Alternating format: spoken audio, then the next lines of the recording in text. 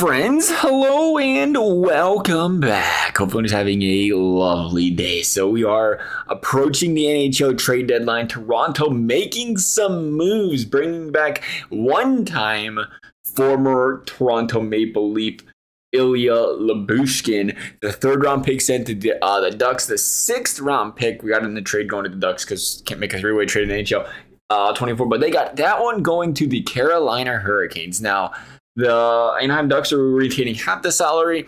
In Carolina, this is kind of, I don't know. It's becoming a new NHL, but to me it's, and I guess if you're Carolina, you're like, well, we'd rather them give us the pick than somebody else. But it's becoming the new NHL where these teams are willing to retain salaries. They're ranking at 13 to retain salary. But if I'm the Carolina Hurricanes, I'm thinking I might be seeing Toronto Maple Leafs in the conference finals. Toronto's a good freaking team. If they can figure out how to get past the first round, they're a good freaking team. And then you allow them to add a depth piece over to the team. Could be a game changer, right? What if a defenseman goes down instead of, they got to step up before having to call maybe somebody else up that was a lesser talented player. And then now you're going to help them out by retaining salary for, a more than likely meaningless sixth-round pick. That I don't know. Something about that, it doesn't make sense to me. If I was like, I would never. That's why you always trade players out of conference, right? Like, it's the same situation. You don't trade them within a division. You don't have to worry about seeing them again. And that's kind of what it feels like here. Is like you would think if you was the Carolina Hurricanes, you would be one of the last teams because there's a good chance. I mean, that's a loaded Atlantic division. There's a good chance. So you could see Toronto, and you help them out by doing this. I don't know. That was interesting to me. Toronto, on the other hand, it's like, hey, give them a third, give them a sixth. And, again, sixth, not too much. Third-round picks, they're very hit or miss. Toronto's got a lot of mid-round picks this year. A lot of fifth-round picks, if I'm mistaken. They got 3 fifth-round picks and a fourth. No second-round pick. But, for Toronto saying, hey, we're in that window trying to do our very best to win a Stanley Cup right now. And we have Matthews, we have Tavares. Morgan Riley and company, all these guys, very talented team. And they're going to continue to kind of push the envelope. And as long as you're not losing, your first round draft pick, your second round draft pick, you say, hey, let's bring in a depth defenseman. Because again, you never know what's going to happen. A couple weeks down the road, somebody could go down. Maybe somebody, 2 guys go down. And the last thing you want to do is running the playoffs, running 2 guys that were in your AHL's top 4.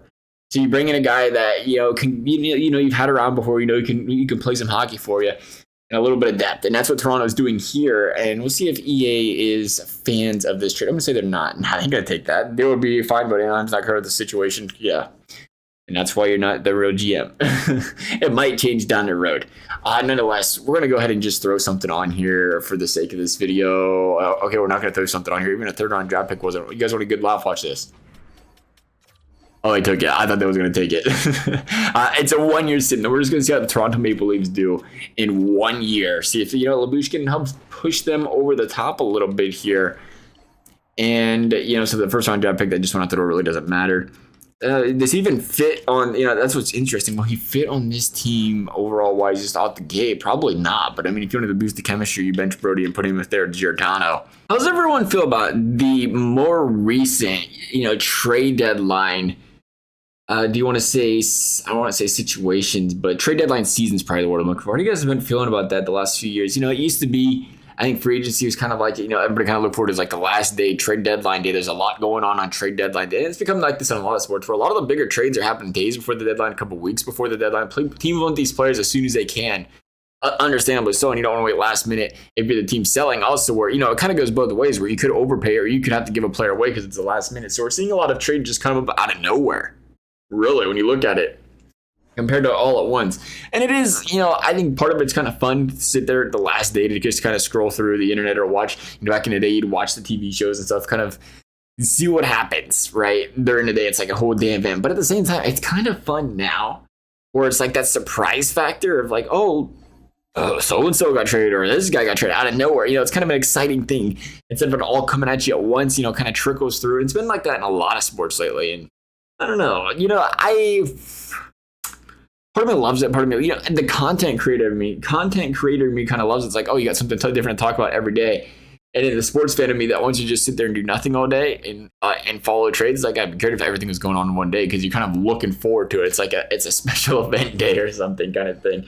But I don't know. I think it's good for the sport. I think it's good for every sport, really. If you're having multiple, headline kind of days, you have something to talk about every day. It's just like during the off season, like you don't want to put the draft and free agency all in the same week. because you want to give people a bunch of time to talk about free agency. You know, 2 or 3 weeks later, you draft the players, you give them time to talk about that and everything else. So we'll see what happens. Toronto might not even make playoffs, according to EA, with this team. And they're barely in a playoff spot. It looks like they're hanging on for their lives, and they're going to fall out of playoffs right at the last second. So, yeah, that wasn't a good trade. That wasn't a good trade at all. I mean, that was a loaded Atlantic. 2 teams out of Florida. Detroit's been playing some good hockey. Tampa's always playing good hockey. But that's a loaded division.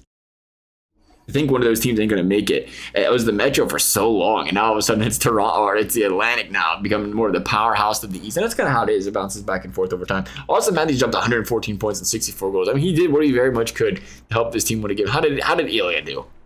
Ilya, he was a big addition to the team, and we're going to score quickly down here to find you. Yeah, dead last on the team, -9 to 7 points. Someone want to tell him? Someone want to tell him? I ain't gonna tell him. Nonetheless, that's gonna wrap things up for this video. As always, I'd love to hear y'all's thoughts on the trade. Thank you all for watching. We'll see you next time.